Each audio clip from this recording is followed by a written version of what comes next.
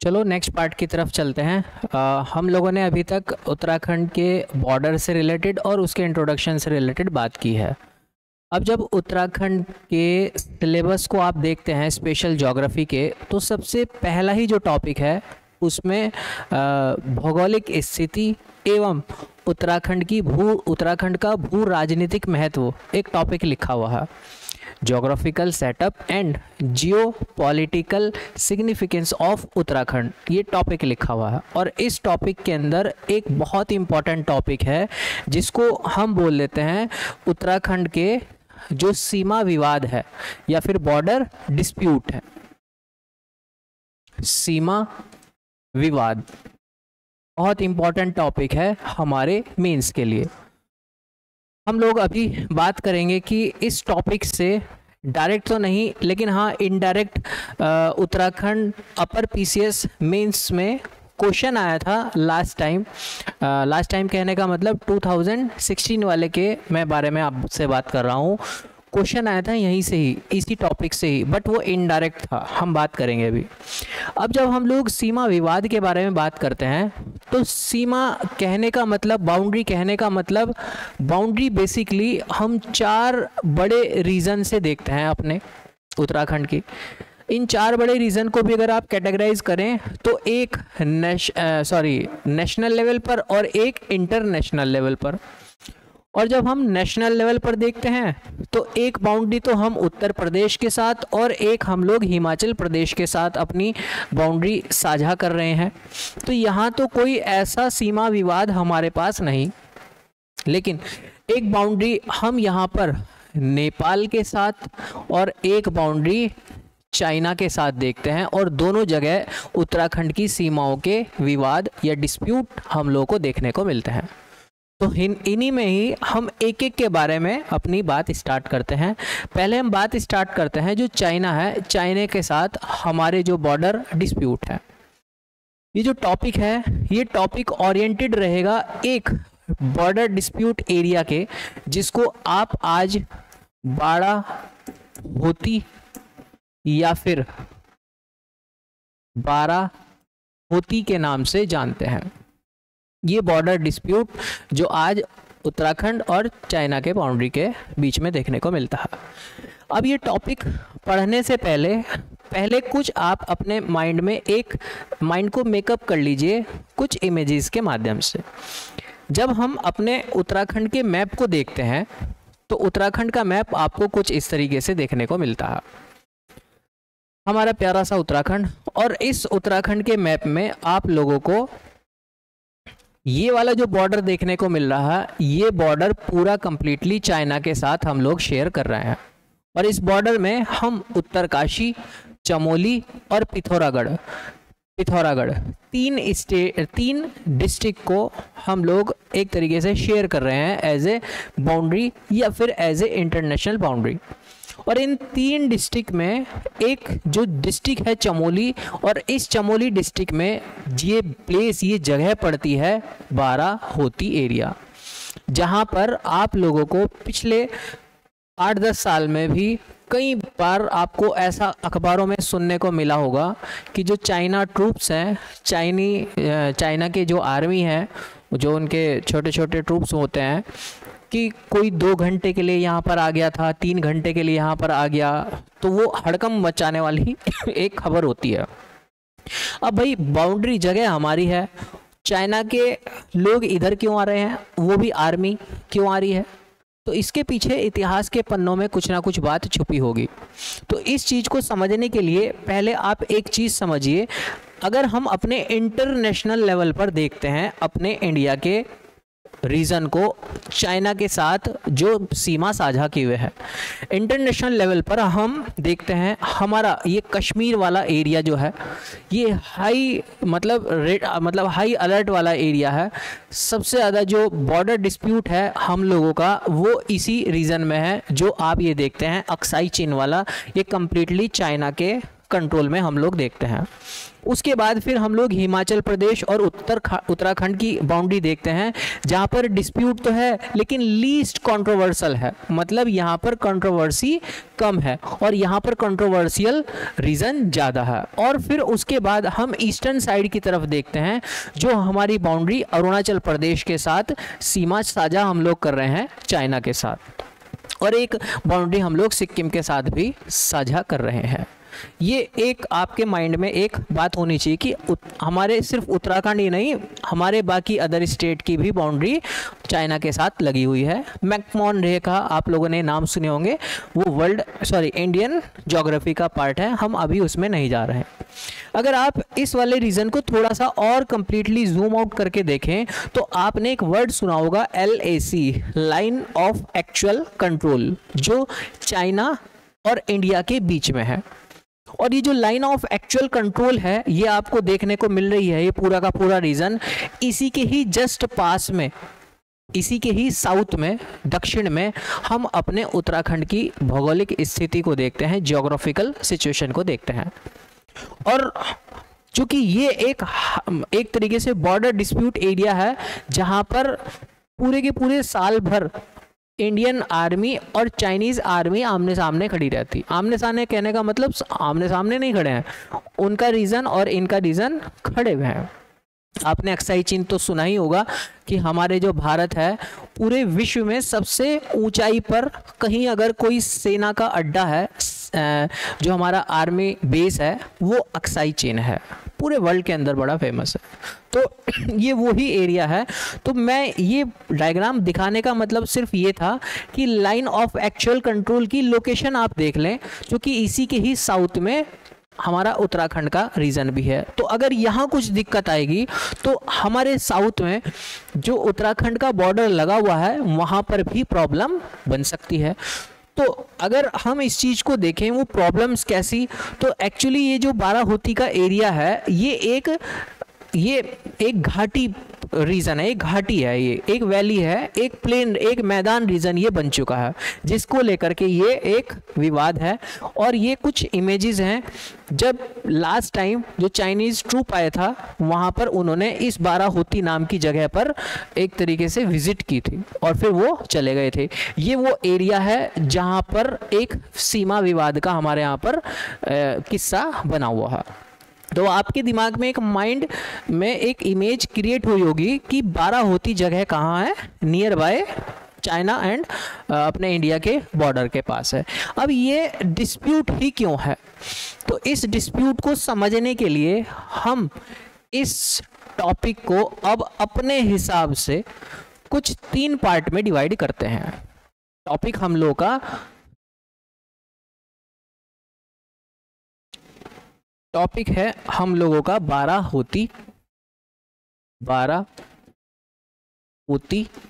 सीमा विवाद, border dispute, Barahoti सीमा विवाद या फिर बॉर्डर डिस्प्यूट।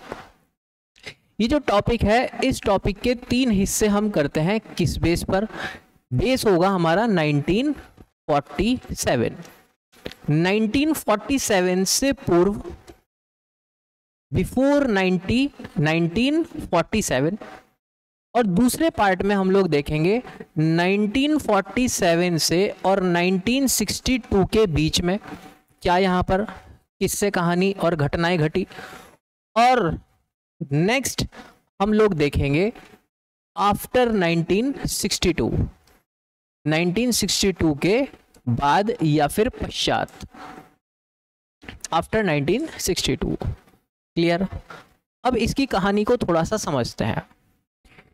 ये वो एरिया रहा है स्टार्टिंग से जब तिब्बतियन लोगों के साथ हमारे इधर से व्यापारिक संबंध थे और उधर से तिब्बतियन व्यापारिक लोगों के भी इधर संबंध हुआ करते थे। और ये रीजन एक घाटी प्रदेश, एक पहाड़ी रीजन से अलग हुआ करते हैं। तो स्टार्टिंग से ही यहाँ के जो ट्रेडर्स थे उन ट्रेडर्स के बीच में ये एक सीमा का काम किया करते थे। इस पार वाले लोग उधर और इस पार वाले लोग इधर, इस तरीके से रहा करते थे। अब धीरे धीरे क्या होने लगा, ट्रेड बढ़ने लगा, और उधर इंडिया वाला जो रीजन है, उस इंडिया वाले रीजन में जो ब्रिटिशर्स थे, उन ब्रिटिशर्स का डोमिनेंस भी धीरे धीरे, प्रभुत्व भी धीरे धीरे बढ़ने लगा था। अब उस प्रभुत्व में धीरे धीरे उत्तराखंड की जो राजनीति थी, स्पेशली अगर हम कुमाऊं और गढ़वाल के राजाओं के बारे में बात करें, जो इस बॉर्डर, जो आज का बॉर्डर एरिया है, चूंकि उधर ब्रिटिशर लोग मजबूत होते जा रहे हैं, तो ये लोग जो उत्तराखंड के राजनीतिक जो वंश रहे हैं वो कमज़ोर होंगे अगर ये अंग्रेज जो एक तरीके से मजबूत होंगे। तो होना ये लगा कि वो जो बॉर्डर का एरिया था, उस बॉर्डर के एरिया पे अब उधर जो तिब्बतियन एम्पायर या तिब्बतियन क्षेत्र के लोग हुआ करते थे, वो उस पर अपना डोमिनेंस जमाने लगे धीरे धीरे। और डोमिनेंस की कड़ी स्टार्ट हो जाती है 1888 से। 1888 में सबसे पहली बार जो उधर तिब्बतियन लोग थे, तिब्बत से जो लोग थे, उन्होंने इस रीजन पर अपना वर्चस्व दिखाने के लिए अपने छोटे से कस्टम ड्यूटी ऑफिस खोलने शुरू कर दिए थे। अभी कस्टम ड्यूटी ऑफिस क्या होते हैं, जैसे आज के टाइम में हम अपने यहाँ पर एक्साइज डिपार्टमेंट देखते हैं, हम देखते हैं सीमा पार से अगर कोई सामान आएगा तो उसके ऊपर टैक्स लगेगा। तो इस तरीके से इन्होंने भी यहाँ पर ऐसी कस्टम ऑफिसेस बनाने का प्रयास किया, जिसको होती प्लेन के नाम से जाना जाता है। अब इन्होंने ये काम किया उधर, चूंकि ब्रिटिशर जो है उनके पास भी ये खबर पहुंची, और चूंकि ये चीज़ अस्थायी थी तो ब्रिटिशर्स ने अभी अपना एक ट्रूप भेज दिया।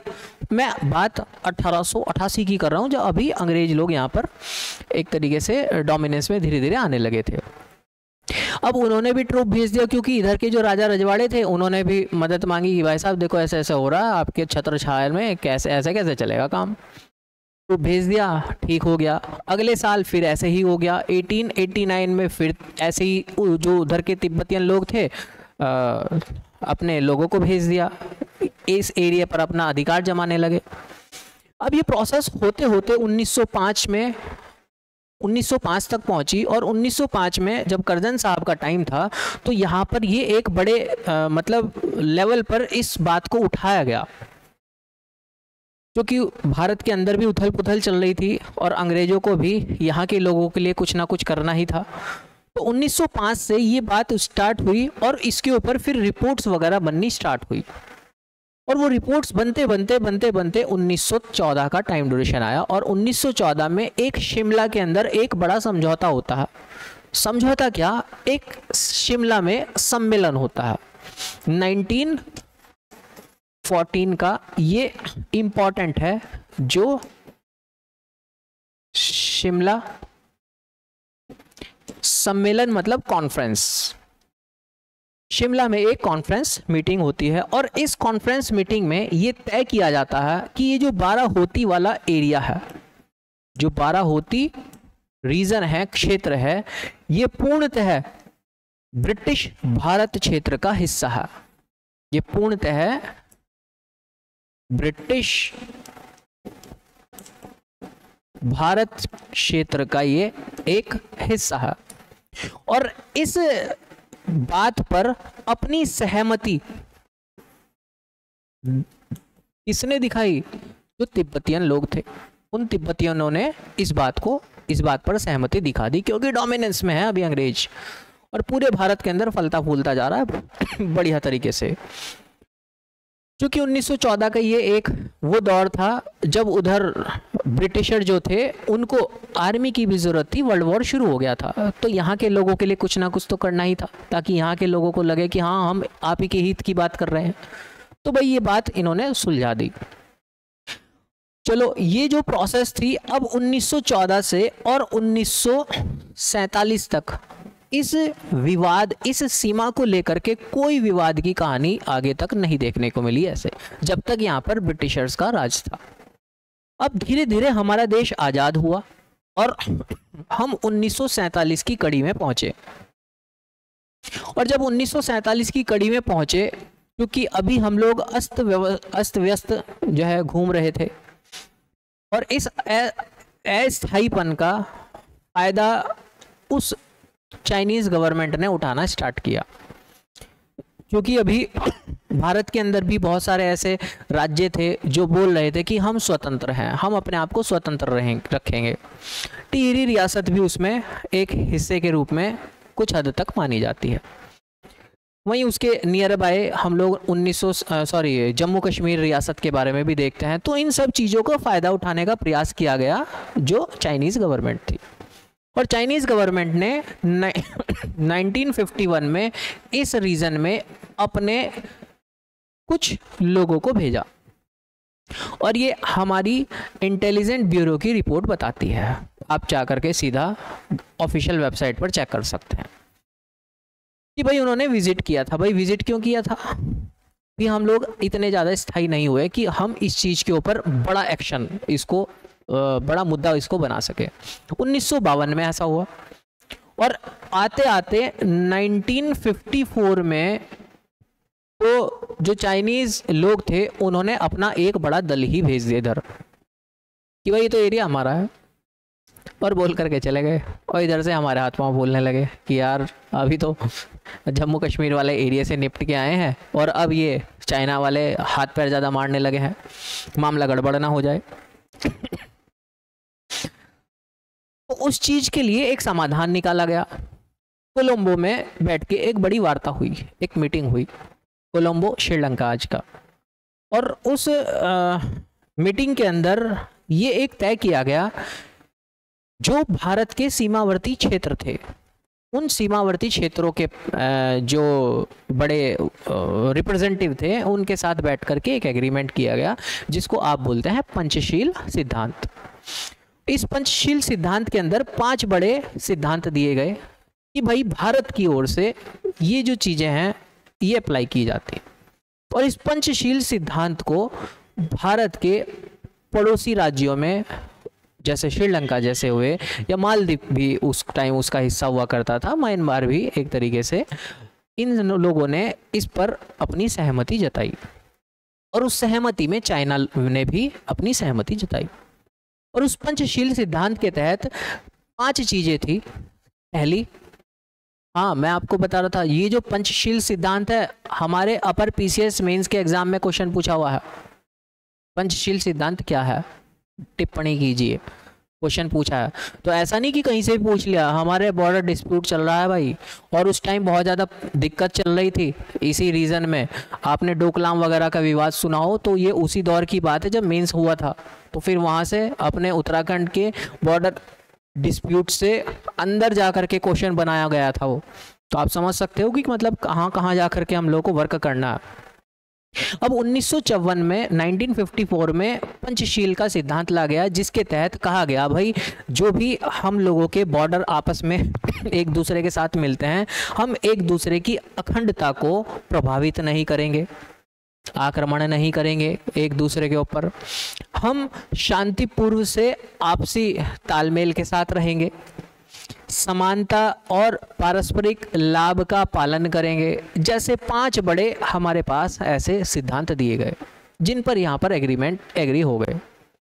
अब 1958 में आकर के एक घटना घटती है। चाइना की तरफ से एक अखबार में एक खबर छपती है, और चाइनीज़ गवर्नमेंट उसको बहुत उछालती है कि जो इंडियन आर्मी ने हमारे इस एरिया में एक तरीके से ट्रूपिंग की है, मतलब उसने गश्त लगाई है, और इंडिया ने पंचशील सिद्धांत को तोड़ा है खुद ही।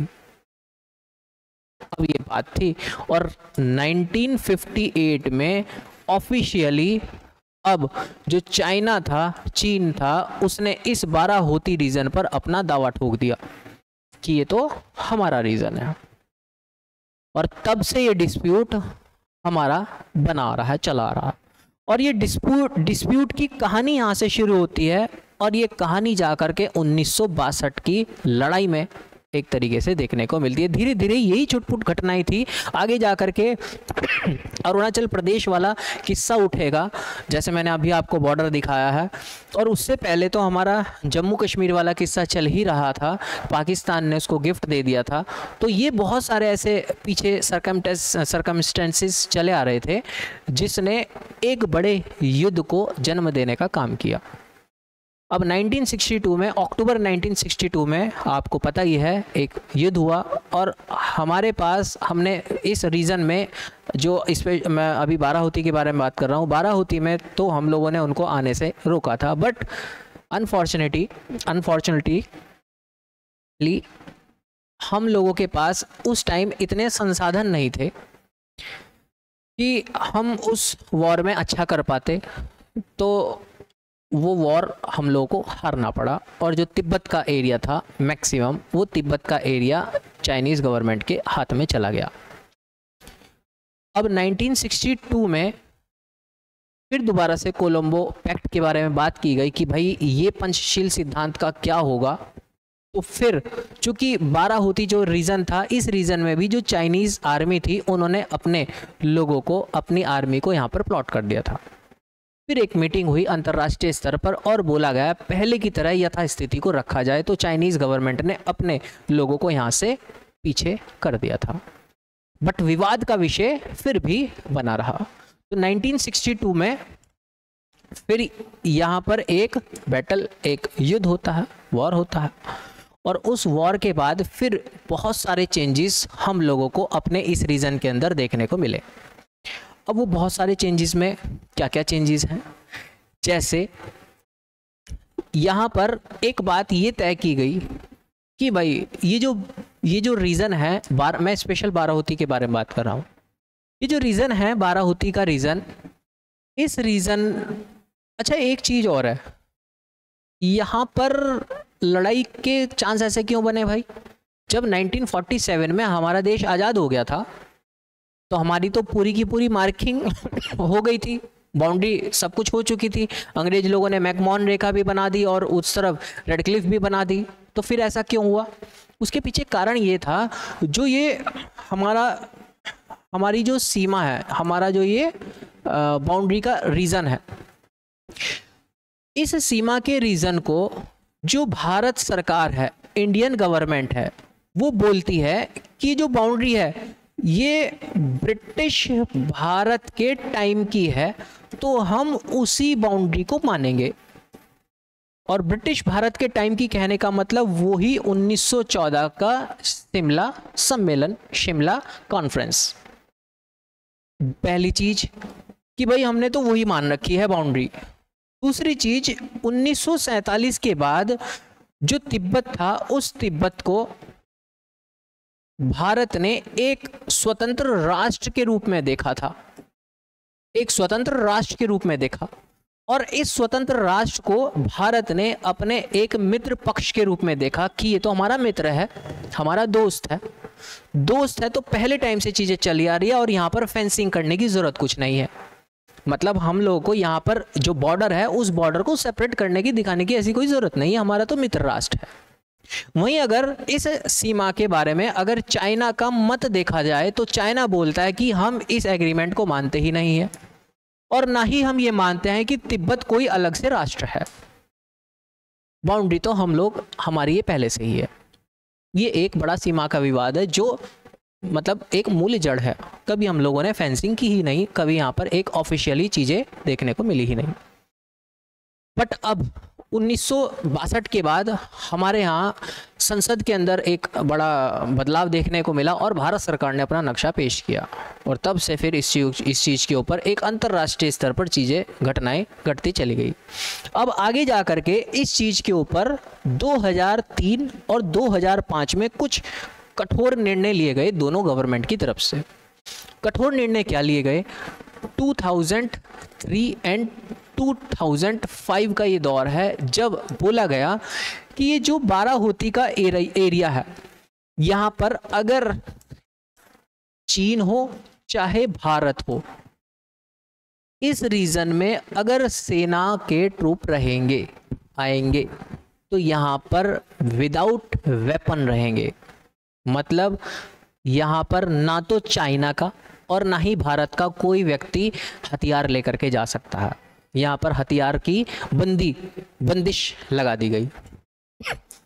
अब बंदिश लगाने से ये चीज़ें थोड़ा ही रुक जाती हैं। अब 2003 से 5 का दौर, और फिर धीरे धीरे ये आपने उस तरफ पाकिस्तान की तरफ हमारे यहाँ पर केस सुने होंगे कि पाकिस्तान के जो सैनिक है इधर के सैनिकों के कोई गले काट लेकर के चला जाता था। तो वो चीज़ उनके मनोबल को बढ़ा रही है। क्यों? क्योंकि उधर से सपोर्ट चाइना, और वही प्रोसेस आपको इस तरफ भी देखने को मिलती है। बस खबरें छपती एक तरफ की ज़्यादा थी और एक तरफ की कम थी। अब इस रीजन के अंदर आज का मैं सिनेरियो बताता हूं आप लोगों को, एक भौगोलिक स्थिति के बारे में एक बड़ी समझ इसके बारे में हो गई होगी। अब करंट में वर्तमान में चल क्या रहा है। वर्तमान में मैं आपको बताऊं, यहां पर अभी उत्तराखंड की गवर्नमेंट ने एक सर्वे करवाया था। वैसे स्पेशल उत्तराखंड गवर्नमेंट का सर्वे नहीं था, ये वाइब्रेंट जो विलेज प्रोग्राम चल रहा है। अच्छा हाँ, एक नोट करके आप लिखिए, वाइब्रेंट विलेज प्रोग्राम क्या है, पॉइंट बना करके लिख लीजिए।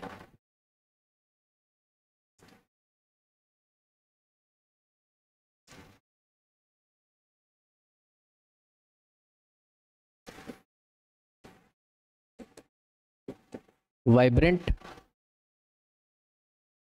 Village programme.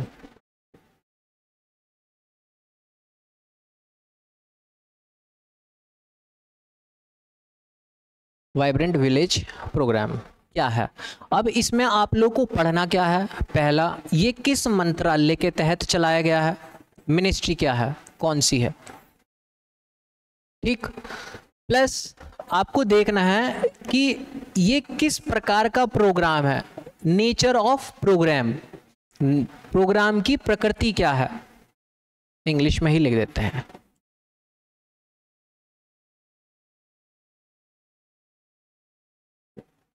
Nature of programme, इस प्रोग्राम की प्रकृति क्या है।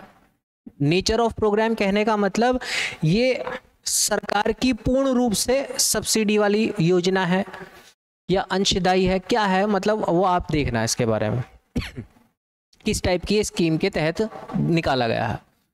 नेक्स्ट आपको देखना है कि ये किस किस राज्यों के लिए योजना लॉन्च की गई है।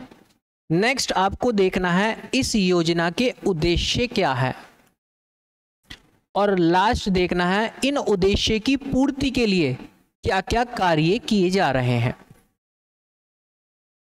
आपको वाइब्रेंट विलेज प्रोग्राम में किस मिनिस्ट्री ने, नेचर ऑफ प्रोग्राम, कौन कौन से राज्यों के लिए स्कीम है, इस स्कीम का उद्देश्य क्या है, और इस उद्देश्य की पूर्ति करने के लिए क्या क्या कार्य किए जाएंगे, ठीक है। अब बात समझते हैं हम। अभी हुआ ये कि अभी मैं ज़्यादा दिन पुरानी नहीं, मैं जुलाई 2024 की बात बता रहा हूँ आपको। जुलाई 2024 में हमारी जो उत्तराखंड गवर्नमेंट है, उत्तराखंड गवर्नमेंट के Uttarakhand rural department and migration prevention commission के माध्यम से एक रिपोर्ट आती है, हिंदी में लिख लेते हैं, उत्तराखंड ग्रामीण विकास, उत्तराखंड ग्रामीण विकास और पलायन निवारण आयोग,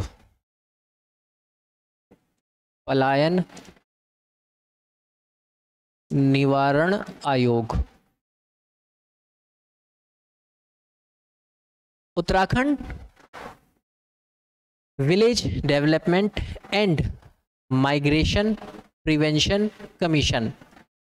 अभी हाल फिलहाल में इस कमीशन की एक रिपोर्ट आई है, कब, जुलाई 2024 को।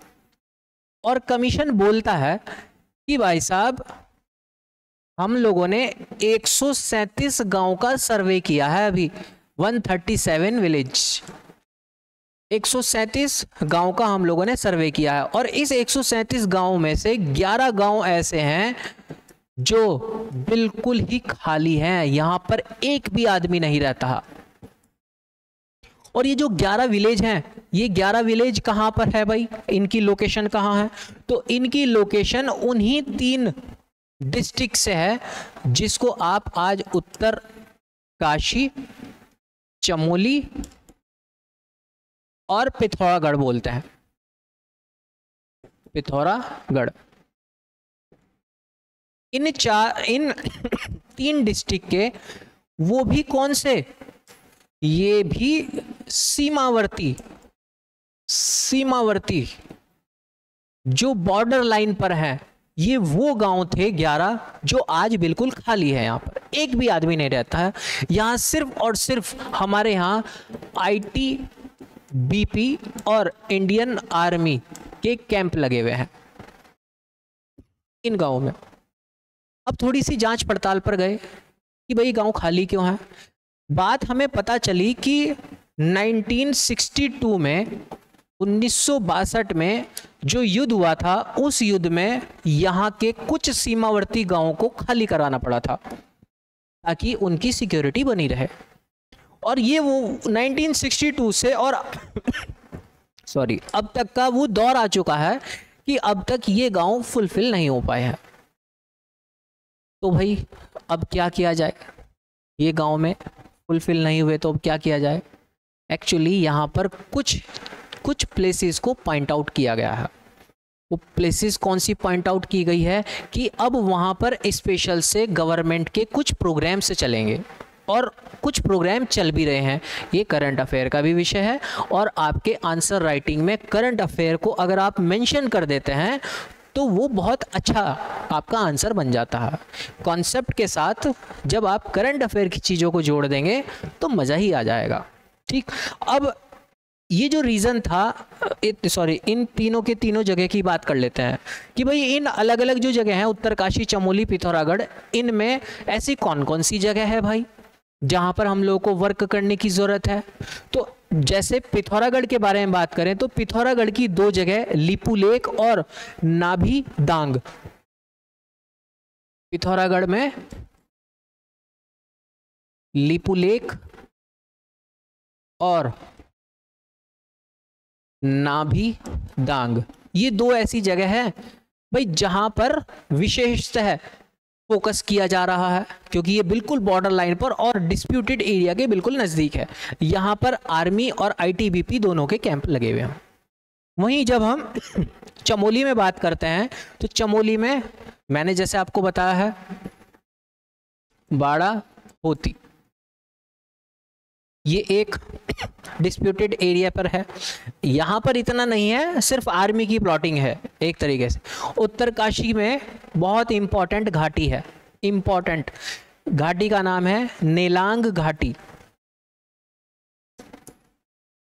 नेलांग घाटी वैली, और आपके एग्जाम में पता नहीं कितनी बार पूछा गया है, बताओ नेलांग वैली कहाँ है। और बॉर्डर के पास, ऐसे डिस्प्यूट एरिया के पास बहुत बड़ी घाटी है। अभी इस नेलांग घाटी में इंडियन गवर्नमेंट के कुछ प्रोग्राम्स ऑलरेडी चल रहे हैं। प्रोग्राम्स क्या क्या चल रहे हैं भाई? अभी इसी नेलांग घाटी के पास हमारे यहाँ पर एक हेलीपैड, आप लोगों ने नाम सुना होगा, हवाई पट्टी का को ठीक से रिनोवेट किया गया है। उस हवाई पट्टी का नाम पूछा जा सकता है चिनियाली सौड़। चिनियाली सौड़, यहां पर ये एक हवाई पट्टी है, हवाई पट्टी है। और इस पर अभी हम लोगों के अभ्यास भी हुए हैं, युद्ध अभ्यास भी हम लोगों ने यहाँ पर किए हैं। बॉर्डर के पास ही है, अभी यहाँ पर युद्ध अभ्यास भी किए हैं इस पट्टी से। अच्छा, यहीं पर ही हवाई पट्टी क्यों? क्योंकि इसी के ही अपोजिट जब हम लोग पहुंच जाते हैं थोड़ा पास में जा करके, तो नीति माणा दर्रा, आप लोगों ने नाम सुना होगा। नीति माणा दर्रा के जस्ट सामने ही, मतलब जब आप चाइनीज एरिया की तरफ जाते हैं तो उन्होंने 2 हेलीपैड बना रखे हैं। दैट्स वाई हम लोगों को भी ज़रूरत महसूस हुई कि भाई हम लोगों को भी ये काम करना पड़ेगा इन फ्यूचर सिक्योरिटी के लिए। इवन वहाँ पर तो 200-300 घर वो बना चुके हैं, बसा चुके हैं। बॉर्डर के जस्ट 11 किलोमीटर दूरी पर ही 300-400 के आसपास, अभी बीच में मैंने अखबार में पढ़ा था 300 के आसपास का डेटा था कि इतने घर वहाँ पर बन चुके हैं। मतलब जो चाइनीज़ गवर्नमेंट है वो यहाँ के इस बॉर्डर एरिया में लोगों को ला करके बसा रही है या आर्मी को ला के बसा रही है, इसका हमें अभी इतना पता नहीं है कि वहाँ पर आर्मियों के लोगों के घर, लोगों के मतलब निवास के लिए जगह बन रही है या फिर लोगों के रहने के लिए घर बन रहे हैं। बट इतनी तो बात कन्फर्म है कि इतने जो है जगह का उन्होंने प्रयोग करना शुरू किया है। अब इसी नीलांग घाटी के अंदर हम आज़ादी के इतने वर्ष हो गए हैं और इस रीजन में हमने टेलीफोन की वायर नहीं बिछाई थी। कैसे बिछाएंगे भाई, पहाड़ी दुर्गम एरिया है, टेलीफोन का एक्सेस नहीं था। आप मोबाइल फ़ोन ले जाएंगे तो आप पता ही नहीं उसमें कौन सा नेटवर्क आए, है ही नहीं था। अभी हाल फिलहाल में इंडियन गवर्नमेंट ने BSNL के साथ मिलकर के यहाँ पर मोबाइल टावर लगाए हैं। अब मोबाइल टावर लगाने के पीछे क्या कारण है भाई, अगर यहाँ पे कोई टूरिस्ट भी आएगा तो कम से कम वो घर परिवार के साथ बात तो कर ले। यहाँ पर रहने वाले जो सैनिक हैं सैटेलाइट फ़ोन का यूज़ करते हैं, कॉलिंग बड़ी महंगी पड़ती है, लोग बचते हैं यार हमको मत भेजिए ऐसी जगह, घर परिवार वालों से बात हो जाए, आधी सैलरी तो हमारी इसमें ही चली जाएगी भाई। अभी BSNL से के साथ मिल करके ये काम किया है। वो एक मजाक का मतलब विषय है कि आधी सैलरी हमारी बात करने में चली जाएगी, ऐसा नहीं है। हमारी गवर्नमेंट बहुत कुछ पे करती है बट वो गवर्नमेंट के एंड पर बड़ा महंगा पड़ता है। तो इस नीलांग घाटी में ये हो रहा है। दूसरा, जैसे मैंने अभी बताया ना, वो जो कमीशन है उस कमीशन की रिपोर्ट तो हमारी गवर्नमेंट ने पूछा तो भाई इसका क्या सॉल्यूशन किया जाए, तो बोला गया कि ये जो रीज़न है, ये जितने भी रीज़न हैं, इन रीज़न में वाइब्रेंट विलेज प्रोग्राम के तहत इन गांवों को विकसित किया जाए। अब दोबारा से वाइब्रेंट विलेज प्रोग्राम आ गया है।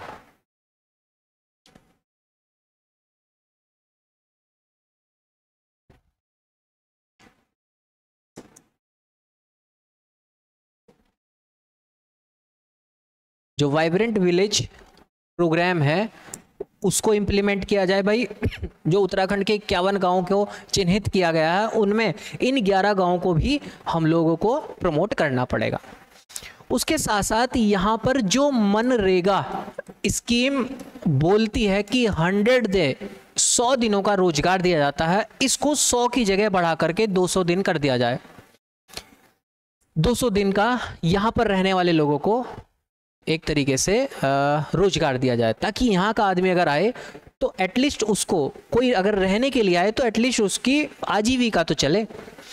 उसके साथ साथ ये बोला गया है कि यहाँ पर इस रीजन को पर्यटन के लिए खोल दिया जाए और नियमों में कुछ यहाँ पर ढील कर दी जाए, ताकि यहाँ पर टूरिस्ट भी आए और उन टूरिस्ट के आने से यहाँ पर इकोनॉमी को भी एक तरीके से पंप मिले। तो कुछ ऐसे समाधान यहाँ पर इस कमीशन ने हम लोगों को दिए हैं। अभी तक ये मुद्दा सुलझा नहीं है कि कहाँ पर क्या है। हम लोगों के लिए ये सुलझा हुआ हमारी जगह है, 12 होती जगह हमारी ही है। और पिछले कुछ वर्षों से अगर हम इंटरनेशनल कम्युनिटी को देखें, अंतर्राष्ट्रीय स्तर पर देखें, तो बॉर्डर से रिलेटेड आपको खबरें बहुत कम मिल रही होंगी विवाद से संबंधित, क्योंकि ये इंटरनेशनल पॉलिटिक्स का एक हिस्सा है। जैसे ही कुछ दिक्कतें आएंगी तो बॉर्डर पर ऐसी गर्मियां बढ़नी शुरू हो जाती। आजकल हम लोग चाइना के मित्र वालों की एक कैटेगरी में थोड़े थोड़े से गिने जाने लगे हैं जब से रशिया ने मोदी जी का हाथ मिलवाया उधर। तो बट आगे क्या होगा भविष्य में उस चीज़ के बारे में कुछ कह नहीं सकते हैं। ये आपके सामने टॉपिक था। जब भी इससे रिलेटेड कुछ भी खबर आए तो आप प्लीज़ उससे अपडेट रहिएगा। जब तक आप लोगों का एग्ज़ाम नहीं हो जाता है, इस खबर से कुछ भी आए नोट्स में उठा करके आप उसको अपडेट कर दीजिएगा। तो भू राजनीतिक महत्व के अंदर, जियोपॉलिटिकल सिग्निफिकेंस के अंदर अगर हम उत्तराखंड में देखें तो बहुत इंपॉर्टेंट लोकेशन है बाराहोती। आपको ये मेंस के लिए बड़ी इंपॉर्टेंट है। क्लियर। और इससे देखो टॉपिक आपने पढ़ा है, इससे प्री से रिलेटेड कई सारी चीज़ों के बारे में आपको पता चला। आपको वाइब्रेंट विलेज प्रोग्राम को पढ़ना है, आपको इसी में पंचशील जो थ्योरी है, सिद्धांत है, उसको एक बारी आपको देखना है। आपको कुछ वैलीज़ के नाम बताए हैं मैंने, आपको कुछ दर्रों के नाम भी इसके अंदर बताए हैं आप लोगों को। तो ये सब चीज़ें क्या है, जब आप एक हॉलिस्टिक वे में किसी भी चीज़ की प्रिपरेशन करते हैं तो प्री एग्ज़ाम ऑटोमेटिकली आपका टारगेट होता चला जाता है। आप अगर उस पर ध्यान से वर्क करते चले जाते हैं। आपने अगर सिर्फ टर्म पढ़ी वाइब्रेंट विलेज प्रोग्राम और पढ़ के छोड़ दिया आगे तो मज़ेदारी नहीं है। अगर कोई टर्म आई तो उसको वहीं पर ही क्लेरिफाई आप लोग कर लीजिएगा। इवन आप जो भी नोट्स बना रहे हैं उसके साथ साथ उसको पॉइंट आउट भी ज़रूर कर लीजिएगा। ठीक है। हम अपने नेक्स्ट वाला जो इसका पार्ट होगा उसमें हम जो नेपाल के साथ डिस्प्यूट्स हैं उन तीनों की तीनों प्लेसेस के बारे में बात करेंगे। ठीक है। कुछ डाउट होगा पूछ सकते हैं आप। Thank you.